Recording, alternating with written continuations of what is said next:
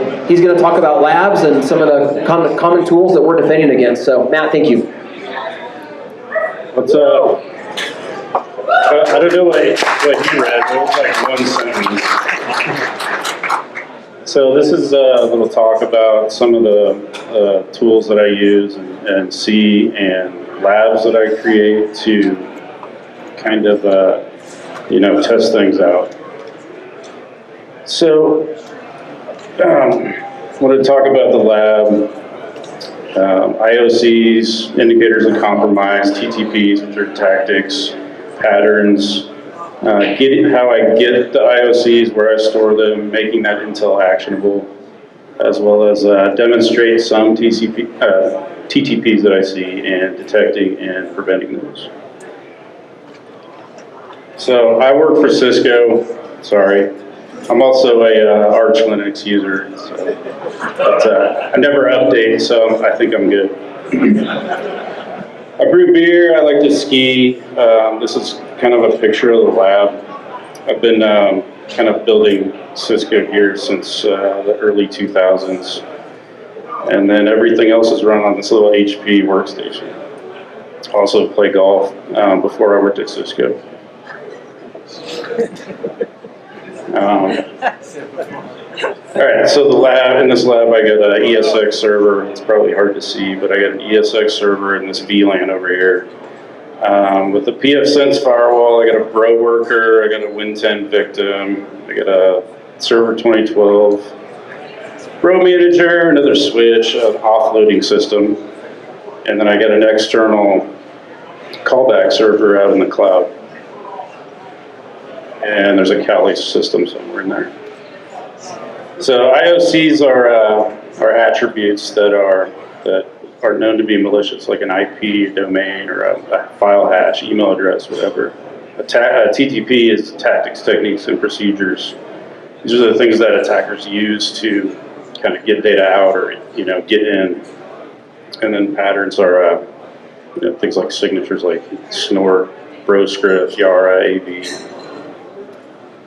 So this is how I kind of get these IOCs. So I got a bunch of honeypots out in the cloud, and they collect malware samples that send into, it's really a terrible diagram, sorry, but I got a cuckoo box down here on the right. So that all gets sent into that, which detonates that malware and sends it to a MISP server, which then distributes those IOCs to Bro, DNS, and firewalls. So, has anyone heard of MISP? MISP, M-I-S-P. So it was developed by NATO, and it's just a database where you can store indicators, and you can enrich them, tag them, basically create a story about what they are. And you can also distribute them out to different tools like Snort or Suricata or Bro, RPZ, so firewalls, etc. So you can make this intel actionable.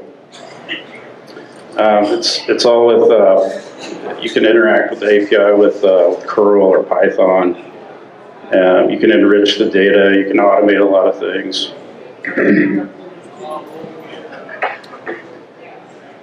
So, yeah, like I was saying, you can export through automation. So it automatically formats whatever you put in there and tag and mark for certain, like Bro format or.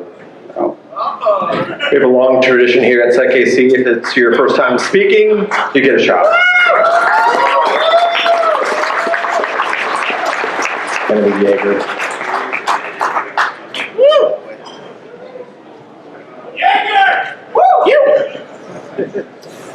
So you can set this up with Taxi, flat files. You can export JSON. You can do a lot with it. So check it out if you haven't seen it. It's awesome.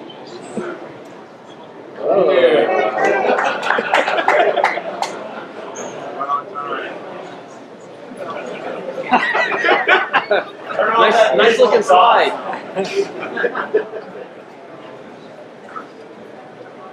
Okay. So to make one way I make this intel actionable is I export it to Bro. So does anyone use Bro? Woo! Yeah, Bro is awesome. Bro is really sweet if you want to hunt for things or, just have a log of traffic. And there's just so many things you can do to extend it. So one way is to enable the intelligence framework. So it basically pulls all these IOCs down in a format that Bro can read, and it kind of greps against the traffic. So if there's a malicious domain you want to match on or get alerted on, or a hash or whatever, as long as it's in clear text, it can log that traffic and alert you. So you probably can't see it, but that's what it looks like. So like this first one is a query to a bad domain. The second one is HTTP header to a URL or a domain, and this one's 443 traffic, so you can see that domain in the SSL header. Another way to make this stuff actionable is to use RPZ. So you can automatically ingest these indicators from malware that gets detonated. There's domains that it calls back to, auto-populate that into your name servers and block it. And these are some of the other exports you can do with Bro. So you can just grab all hashes. You can export it into sticks, Bro, Snore, Suricata, CSV file if you got Hadoop or whatever. You can throw it in there and match on that. So some of the TTPs, and I didn't do any of this stuff live, so I made GIFs of all the activity because someone once told me that live demos always fail. So you used to have to go grab all this stuff off like Millworm or Hacker Forums and kind of reverse the code yourself because people would put mistakes in it. So you'd have to kind of run it and see how it works and really understand how to code. But these days, you can just get on YouTube and learn about Kali or Cobalt Strike or Corntact or whatever. You can buy those things too, so they're really handy. So Interpreter is one of the things that we see on a daily basis. So it's kind of like an interactive shell where you can, if someone were to execute this on their system, you could get in and run commands. You can open a shell, you could, do file transfers, etc. Cobalt Strike is another really awesome tool. It's kind of like a GUI for Metasploit. You can grab the trial out on news groups and stuff if you want. It's like an unlimited trial, or whatever. To get the more advanced things like evasions and coding and stuff, you have to pay for it. And I haven't checked to see if that's available on Usenet. But there's all these different profiles you can use to kind of mask your traffic and change beaconing and just avoid being detected. So typically you'd set up a listener like the system out in the cloud, get somebody to run some PowerShell and we'll connect back to that and kind of pivot through it. Or you can use a DNS tunnel. So DNS tunneling is a really awesome way to get past your corporate proxy or a hotel or on an airplane or whatever. So it's kind of, you'd have a server out on the internet that's listening for your packets, your DNS packets, and then you just tunnel with a certain program and it'll decode that base64 or however it's encoded traffic.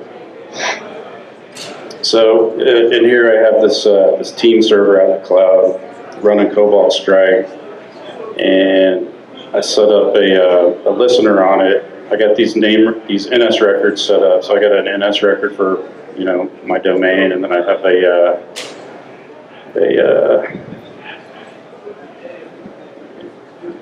so the NS record answers anything for my domain. So when I send my queries over through DNS, they're really long and encoded, and that actually contains the base64 encoded traffic. So to run a team server, you just need Java on a Linux box and run the system with a password, and then you connect to it, and you can run that listener, and then you can clone a website, and when someone clicks on it, opens it, they'll execute some PowerShell and then you'll be on their system. You can also do things like VPN pivoting, browser pivoting, like with Beef or something, and you can write scripts to automate a lot of the manual tasks.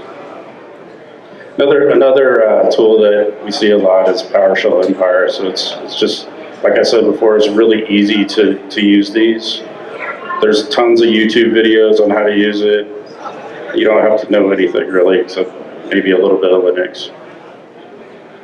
So it's similar to Metasploit. It's all menu driven, and you can go in. You can run all kinds of tools. You can there's one module you can run where it'll tell you everything that's vulnerable on the system, and then you can just run whatever to escalate or pivot or whatnot. So another tool that's pretty cool is called Bloodhound, and what it does is it finds trust relationships in Active Directory. So you can kind of pivot around with PSExec or something and get to where you want to go. And there's another enhancement to that called Angry Puppy, which is just a script that automates all that for you. So you just basically click a button and it'll spider through the domain and find vulnerable hosts and whatnot. So detection, I have indicators, behaviors, signatures, and offloading. So indicators are what I was talking about before. So like a payload, like a hash or a MIME type. So Pro Intel framework's great for this. If you have, you can even extract files off the wire. If you have SSL intercept, it makes things a lot easier, but that's really tough to do these days. You can automate lookups with VirusTotal scripts, Python, or run them through Yara. So this is kind of like all those tools I mentioned before. I ran them through all these other detection systems. So emerging threat, I enabled all emerging threats open rules, and with those tools that I ran earlier, it only detected these two hits, and they're just like suspicious data clot, and an ET policy, exe or DLL downloaded. I wrote a custom bro script for Meterpreter. It picked up every shell that I ran, except for SSL, of course. Both PowerShell Empire and Cobalt Strike use beacons to check in with their server, pretty much their master. So Cobalt Strike is 60 seconds by default. Empire is 5 seconds. So you can use things like entropy and frequency analysis to kind of detect those, as well as emerging threats Pro if you got it. So I'm using a tool called Rita for this. It's I think it's the Black Hills InfoSec guys wrote it. So well, actually, this is a script. So basically, it'll detect beacons, but it'll also detect things like network weather bug or things like that. So if you have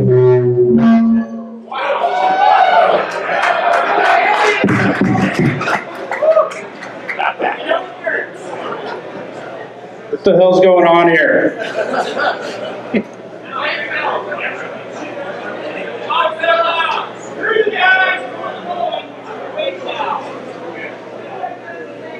All right. So Rita. So taking a bunch of Pro logs, offloading them, running them through. You can see just standard deviations and kind of anomalies within that traffic.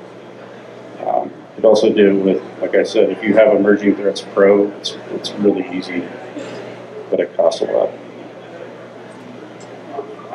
You can detect, things like default SSL certificates, but they're just really easy to change. Here's another bro script that alerts on a high number of subdomains. So you're doing DNS tunneling, it's making gigantic, really long strings as it's queried. Some other bro scripts. So I'll if you want any of this stuff, just let me know. So this is kind of what DNS tunneling traffic looks like from start to finish, or start to bottom of this picture. So they just keep getting longer, and then here's some. Damn it. Talk louder. Yeah, talk louder. Talk louder. Okay. So to detect lateral movement with some of this, using just Windows logs or bro logs, you can use event ID 5140, IPC.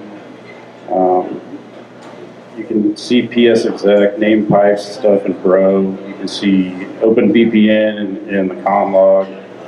But you have to know what's normal and what's not. So you have to have some type of baseline to determine what's good and what's bad, or what's good at least. So for Windows logs, these are some of the event IDs that we look for on a daily basis. Things like event log cleared, or an account added to some privileged group, or lockouts, failed logins. With Microsoft Sysmon is another tool that's really awesome if you want to see what's going on with the host. So it basically turns a host into a sensor.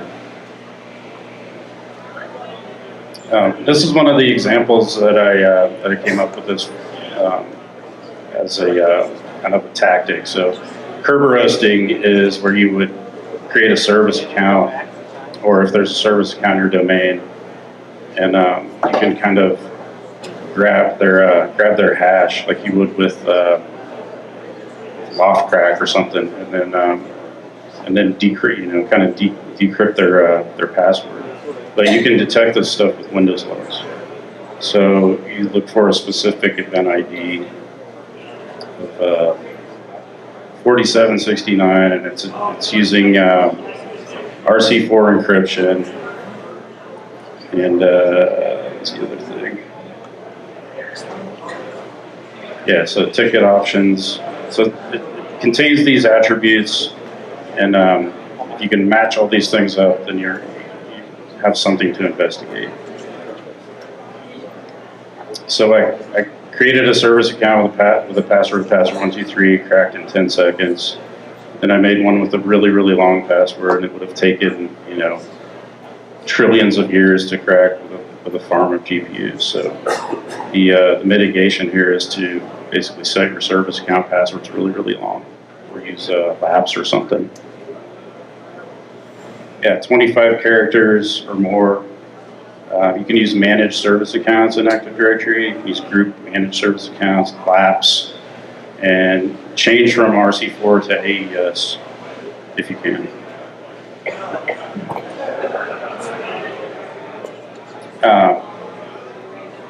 So more prevention. So use ET Pro if you can, inline and blocking.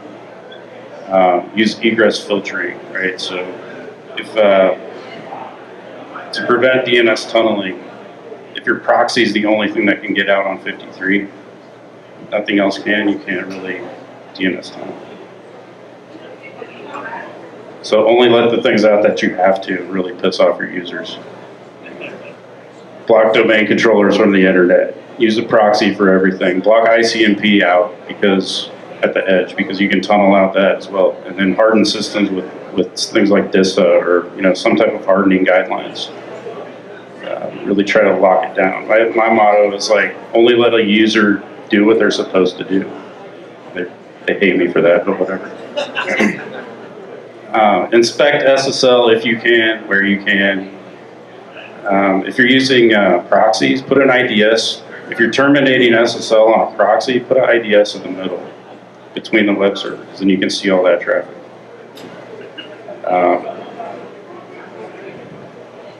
Go in line with your IPS, and then test yourself. Really see if you can get caught. Like I did this at work all the time. I would SSH over port 53. I would RDP over 443. I would see if the guys could see me. I would open VPN out, DNS tunnel, ICMP tunnel, and And then if they ever said anything, I'd just say, I'm just doing research.